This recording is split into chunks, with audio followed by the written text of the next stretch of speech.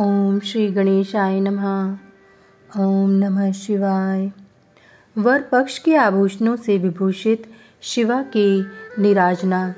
कन्यादान के समय वर के साथ सब देवताओं का हिमाचल के घर के आंगन में विराजना तथा वर वधू के द्वारा एक दूसरे का पूजन। ब्रह्मा जी कहते हैं, नारद, तदंतर गिरिश्रेष्ठ हिमवान ने प्रसन्नता और उत्साह के साथ वेद मंत्रों द्वारा दुर्गा और शिव का उप स्नान करवाया। तत्पश्चात गिरिराज की प्रार्थना से श्री विष्णु आदि देवता तथा मुनि कौतूहल पूर्वक उनके घर के भीतर गए। वहां उन्होंने वैदिक और लौकिक आचार का यथार्थ रीति से पालन करके भगवान शिव के दिए हुए आभूषणों से देवी शिवा को अलंकृत किया। सखियों और ब्राह्मण की पत्नियों ने पहले पार्वती को स्नान कराया, फिर सब प्रकार से वस्त्र आभूषण द्वारा विभूषित करके उनकी आरती उतारी। तीनों लोकों की जननी महाशैल पुत्री सुंदरी शिवा दिव्य वस्त्र आभूषणों से सुसज्जित होकर मन ही मन भगवान शिव का ध्यान करती हुई वहीं बैठी। उस समय उनकी बड़ी शोभा हो रही थी। उस अवसर पर दोनों पक्षों में महान आनंददायक उत्सव होने लगा। ब्राह्मणों को शास्त्रोक्त रीति से नाना प्रकार का दान दिया गया। अन्य लोगों को भी वहां भांति भांति के बहुत से द्रव्य बांटे गए। विशेष उत्सव के साथ गीत और वाद आदि के द्वारा लोगों का मनोरंजन किया गया। तदंतर मैं ब्रह्मा, भगवान विष्णु, इंद्र आदि देवता तथा मुनि ये सब के सब बड़ी प्रसन्नता के साथ सानंद उत्सव मनाते हुए भक्ति भाव से शिवा को प्रणाम करके शिव के चरणार विंदों के चिंतन पूर्वक हिमाचल की आज्ञा ले अपने अपने स्थान पर चले गए। इसके बाद गर्ग ने कन्यादान का समय जान हिमाचल से श्री शंकर तथा बारातियों को बुलाने के लिए कहा। फिर तो बाजे बजने लगे। हिमाचल के मंत्रियों ने जाकर वर और बारातियों से शीघ्र पधारने के लिए प्रार्थना की। वे बोले, कन्यादान के लिए उचित समय आ गया है, अतः आप लोग शीघ्र मंडप में पधारें। तदंतर भगवान शिव को सुंदर वस्त्र आभूषणों से सुसज्जित करके वृषभ की पीठ पर बिठाया गया और जय बोलते हुए सब लोग चले। भगवान शंकर को आगे करके बाजे बजाते और कौतुक करते हुए सब बाराती हिमालय के घर को गए। हिमाचल के भेजे हुए ब्राह्मण तथा श्रेष्ठ पर्वत कौतूहल पूर्वक शंभू के आगे आगे चलते थे। भगवान के मस्तक पर बहुत बड़ा छत्र तना हुआ था। सब ओर से उन्हें चंवर डुलाया जाता था तथा वे महेश्वर चंदो वे के नीचे होकर चलते थे। मैं, विष्णु, इंद्र और लोकपाल आगे रहकर उत्तम शोभा से सुशोभित हो रहे थे। उस महान उत्सव के समय शंख, भेरी, पटह, आनक और गौमुख आदि बाजे बारंबार बज रहे थे। इन सब के साथ जगत के एकमात्र जीव वन बंधु भगवान शिव परमेश्वरोचित तेज से संपन्न हो यात्रा कर रहे थे। उस समय समस्त देवेश्वर उनकी सेवा में उपस्थित हो बड़े हर्षोल्लास के साथ उन पर फूलों की वर्षा करते थे। इस प्रकार पूजित और बहुत से स्थितियों द्वारा प्रशंसित हो परमेश्वर शिव ने यज्ञ मंडप में प्रवेश किया। वहां श्रेष्ठ पर्वतों ने शिव को वृषभ से उतारा और महान उत्सव के साथ प्रेम पूर्वक उन्हें घर के भीतर ले गए। हिमालय ने भी घर में आए हुए देवताओं सहित महेश्वर को विधि पूर्वक भक्ति भाव से प्रणाम करके उनकी आरती उतारी। फिर महान उत्सव पूर्वक अपने भाग्य की सराहना करते हुए उन्होंने अन्य समस्त देवताओं और मुनियों को प्रणाम करके उन सब का आदर किया। श्री विष्णु सहित महेश्वर को तथा मुख्य देवताओं को पाक अर्घ देकर हिमालय उन्हें अपने भवन के भीतर ले गए और आंगन में रत्नमय सिंहासनों के ऊपर मुझको, विष्णु को, शंकर जी को तथा अन्य विशिष्ट व्यक्तियों को बिठाया। उस समय मैना ने अपनी सखियों, ब्राह्मण पत्नियों तथा अन्य पुरंद्रियों के साथ आकर सानंद आरती उतारी। कर्म कांड के ज्ञाता पुरोहित महात्मा शंकर के लिए मधुपर्क पूजन आदि जो जो आवश्यक कृत्य थे उन सबको सहर्ष संपन्न किया। फिर मेरे कहने से पुरोहित ने प्रस्ताव के अनुरूप उत्तम मंगल में कार्य आरंभ किया।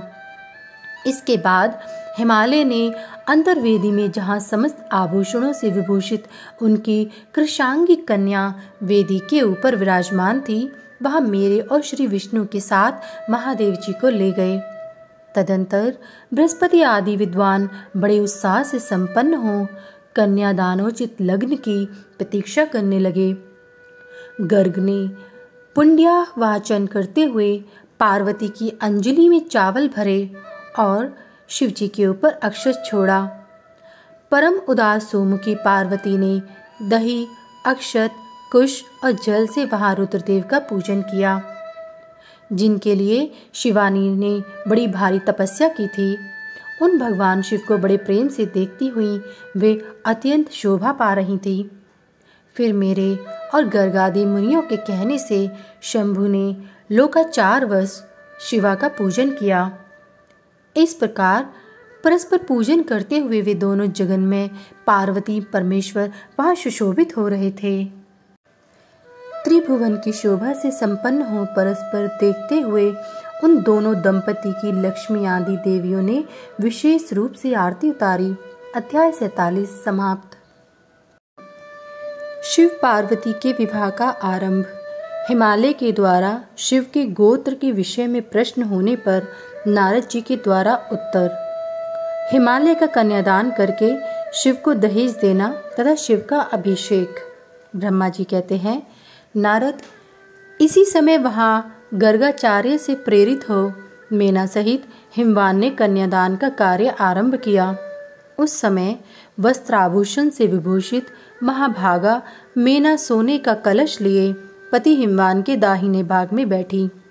तत्पश्चात पुरोहित सहित हर्ष से भरे हुए शैलराज ने पाग आदि के द्वारा वर का पूजन करके वस्त्र, चंदन और आभूषणों द्वारा उनका वरण किया।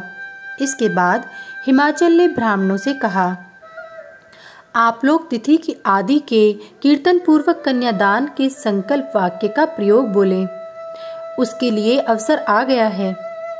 वे सब द्विश्रेष्ठ काल के ज्ञाता थे। अतः तथास्तु कहकर वे सब बड़ी प्रसन्नता के साथ तिथि आदि का कीर्तन करने लगे।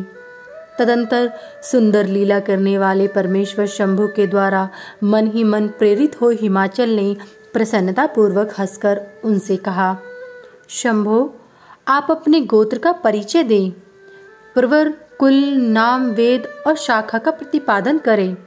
अब अधिक समय न बिताएं।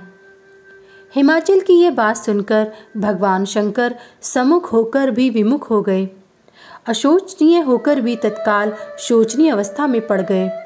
उस समय श्रेष्ठ देवताओं, मुनियों, गंधर्वों, यक्षों और सिद्धों ने देखा कि भगवान शिव के मुख से कोई उत्तर नहीं निकल रहा है।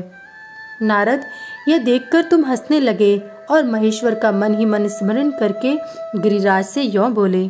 नारद ने कहा, पर्वतराज, तुम मूर्ता के वशीभूत होकर कुछ भी नहीं जानते। महेश्वर से क्या कहना चाहिए और क्या नहीं, इसका तुम्हें पता नहीं है।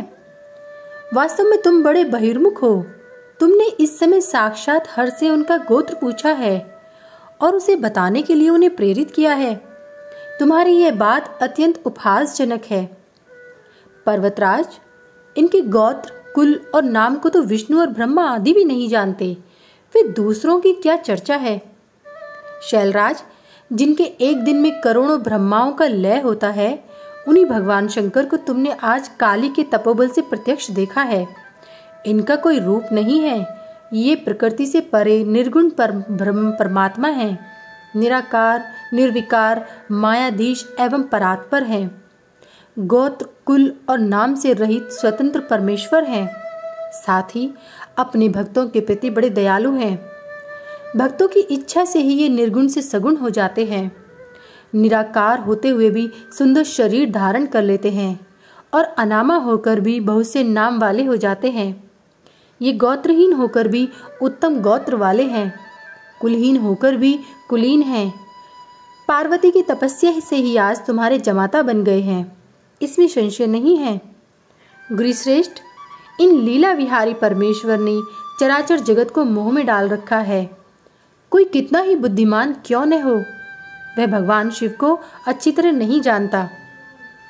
ब्रह्मा जी कहते हैं, मुने, ऐसा कहकर शिव की इच्छा से कार्य करने वाले तुझ ज्ञानी देवर्षि ने शैलराज को अपनी वाणी से हर्ष प्रदान करते हुए फिर इस प्रकार उत्तर दिया। नारद बोले, शिवा को जन्म देने वाले तात महाशैल, मेरी बात सुनो और उसे सुनकर अपनी पुत्री शंकर जी के हाथों में दे दो। लीला पूर्वक रूप धारण करने वाले सगुण महेश्वर का गोत्र और कुल केवल नाद ही है।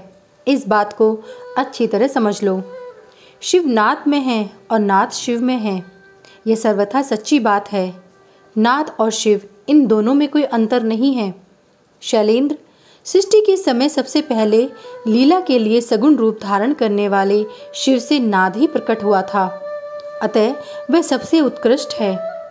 हिमालय, इसीलिए मन ही मन सर्वेश्वर शंकर के द्वारा प्रेरित हो मैंने आज अभी वीणा बजाना आरंभ कर दिया था।